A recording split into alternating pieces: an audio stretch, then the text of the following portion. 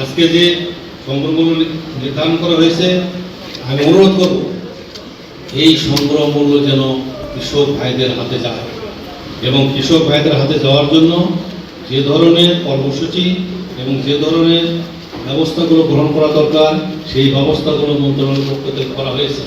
আমাদের সরকারি কর্মকর্তা কর্মচারী যারা আছেন তাদের দায়িত্ব এটি তাদের কাছে পৌঁছে দেওয়া, শুধুমাত্র ময়েশ্চারাইজারের অজুহাতে কাউকে বঞ্চিত করা যাবে না এবং এটি পবিত্র দায়িত্বের মধ্যে পড়ে। এবং জনপ্রতিনিধি যারা আছেন, আপনারা যারা সুদীজন আছেন, তাদের প্রতি বিনীত অনুরোধ, আপনারা যদি এ ধরনের কোনো ব্যত্যয় ঘটে কোথাও, আপনারা অনুগ্রহ করে মাননীয় সংসদ ক্ষমতা আছেন, জেলা পরিষদের সদস্যরা আসেন, অন্যান্য জনপ্রতিনিধিরা আছেন এবং আপনাদের এলাকার আরও একজন বরেণ্য রাজনীতিবিদ মাননীয় ডেপুটি স্পিকার জনাব লুৎফুজ্জামান বাবর সাহেব আছেন, আরও একজন এমপি মহোদয় আছেন এবং হেলারি, ওনাদেরকে অবহিত করবেন, আমাকে অবহিত করবেন। আমার ফোন আমি ধরি, আমি সরাসরি ফোন ধরে না ব্যাক করি। কারণ আমরা যারা সরকারি কর্মচারী আছেন তাদের দায়িত্ব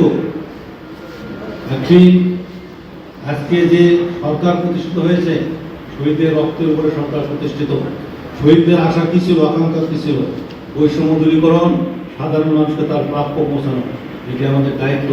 মাননীয় প্রধানমন্ত্রী বারবার ঘোষণা করেছেন যে একটি অবাধ নিরপেক্ষ নির্বাচনের মাধ্যমে যে সরকার প্রতিষ্ঠিত হয়েছে, 51% মানুষ ভোট দিয়ে আমাদের ম্যানিফেস্টোতে গ্রহণ করেছে এবং এই ম্যানিফেস্টো বাস্তবায়ন করা সরকারের দায়িত্ব।